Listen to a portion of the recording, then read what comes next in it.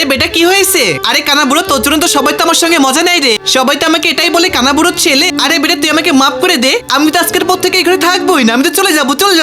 আরে বেটা তুমি কি এটা আমাকে বলতে পারবে? বেটা জলদি করে বলো না প্লিজ। আরে বুড়ো, ওই দেখ সামনের ঘরটাই তো ওটা। ঠিক আছে বেটা, আমি যাচ্ছি তো। আরে চাচা কি ব্যাপার, আপনি এমন করে কই যাচ্ছেন? আরে বেটা এটা তো আমার ছেলের ঘর। আরে চাচা সাহেবের সঙ্গে আপনার কি কাজ, জলদি করে বলুন আমাকে। ঠিক আছে আপনি এখানে থাকুন, আমি ওনাকে ডাক দিয়ে আনছি।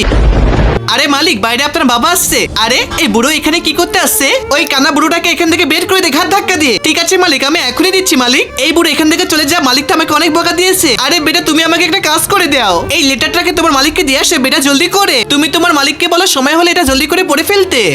আরে সাহেব আপনাকে এটা দিয়েছে। আরে বেটা তুই যেটা নিয়ে আফসোস করিস, আমি তো আজকে সেটার গল্প বলবো তোকে বেটা। বেটা তুই যখন ছোটবেলায় পড়ে গিয়েছিলি তখন তোর একটা চোখ নষ্ট হয়ে গিয়েছিল বেটা। তখন তো ডাক্তার সাহেব আমাকে বলেছিল ওর একটা চোখ ফেরত দিতে হলে একটা চোখ দিতে হবে আপনাকে, জলদি করে। হে খোদা, আমি এটা কি শুনলাম? খোদা তুমি আমাকে মাফ করে দিও খোদা।